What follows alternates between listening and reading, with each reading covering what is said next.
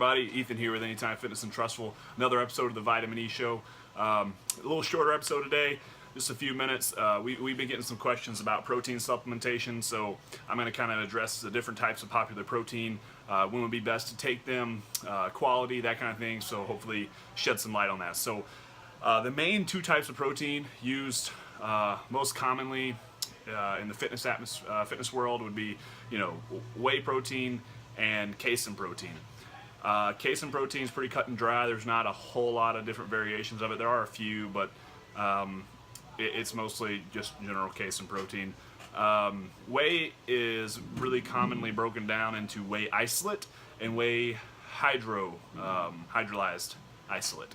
So whey isolate is just more concentrated whey powder. So like whey concentrate, which would be the base of whey protein, is usually sometimes mixed with a little bit of casein, or it's just got some other fillers in there. It's just going to be a lower quality protein. Now, I'm not saying there aren't some whey concentrate good quality proteins. You just got to make sure you're getting it from a good company. Preferably a Canadian supplement company. Their regulations on supplementation are a lot higher than ours, so generally it's going to be better. But you have whey concentrate, which is, sometimes claims to be 100% whey. And sometimes it's open about being mixed with other proteins. And then you have whey isolate, and then you have whey hydrolyzed. And usually you're going to see it as hydro isolate, although it's hydrolyzed isolate. So whey isolate is just going to be a higher potency. It's more just whey, less fillers. It's going to be a cleaner protein. It's going to hit faster, spike insulin faster, absorb faster. Hydrolyzed isolate is the same thing, all of what I just said, except it's already been partially broken down. So that's what hydrolyzed means. It means it's been broken down a little bit, usually with like heat or acid or something like that, to break down the protein so it hits even faster when consumed. So hydrolyzed is really not necessary unless you're a really high-level athlete or bodybuilder. Those would be the only two situations where you would really need a hydrolyzed, and in my opinion, you still wouldn't need one. You could do fine with just whey isolate.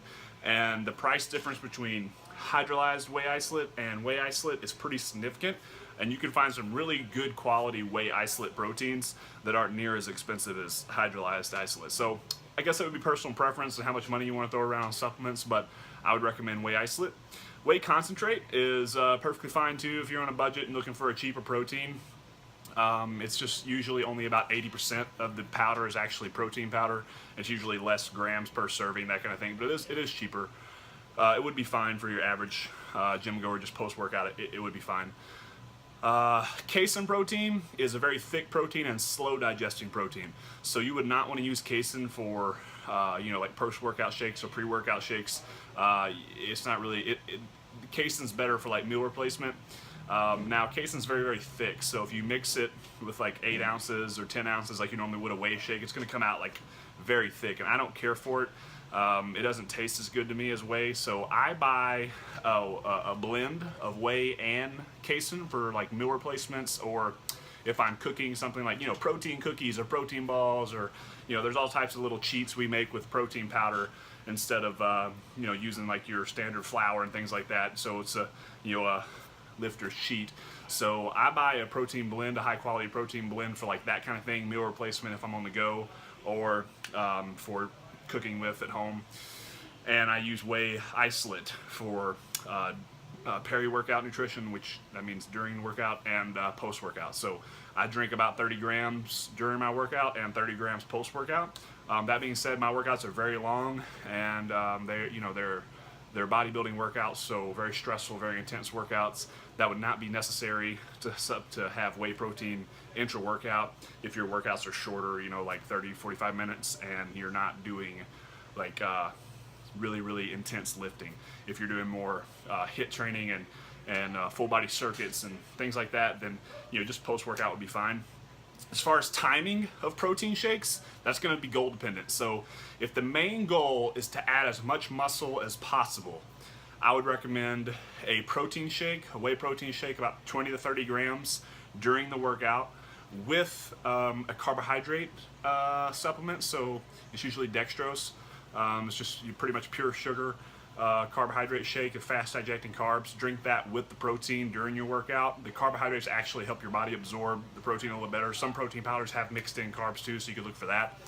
and then another 30-gram whey protein shake post-workout would be optimal for building as much muscle mass as possible. Keep in mind the intensity of your workout and nutrition is going to also be very important for building as much muscle mass as possible. So you can drink all the shakes in the world, and if your intensity is shit in your workouts, you're not going to get anywhere.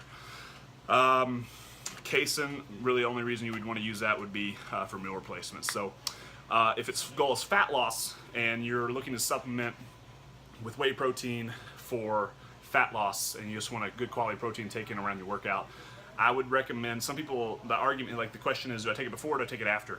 So taking it before isn't necessarily going to be the end of the world. It does produce an insulin response, and when insulin's elevated, your body can't burn body fat.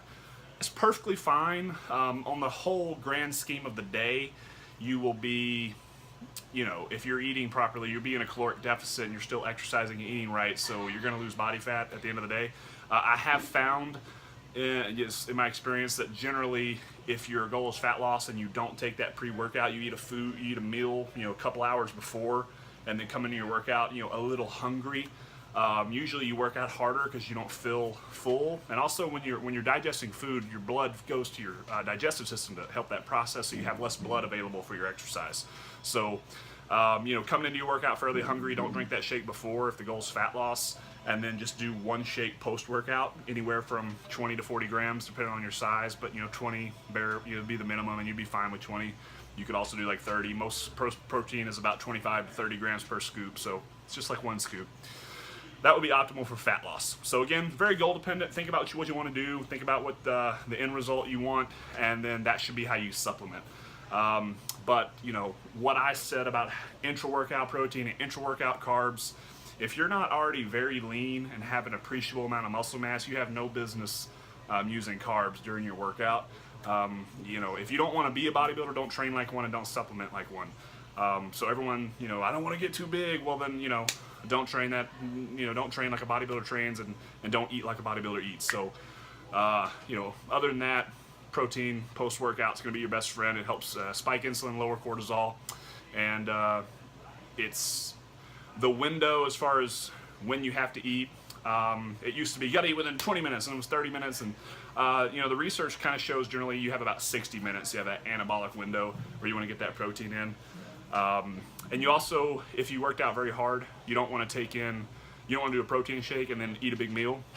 Your body needs time to recover, so taking a protein shake post-workout and then, you know, shower, get ready, whatever, and then have your meal after your body's had time to like cool down and kind of process that workout you just did if it was pretty intense. So hope that helps, guys, and we got some big things coming next month, so stay tuned, keep watching our page. You know, keep up with the videos we're posting. We're posting those daily videos for exercise advice every single day. So if you have questions about any type of movement you'd like us to make a video on, let us know. Shoot us an email, leave it in the comments. But stay tuned, guys. I got some big things coming. So have a good rest of your week, good weekend, and we'll see you next week.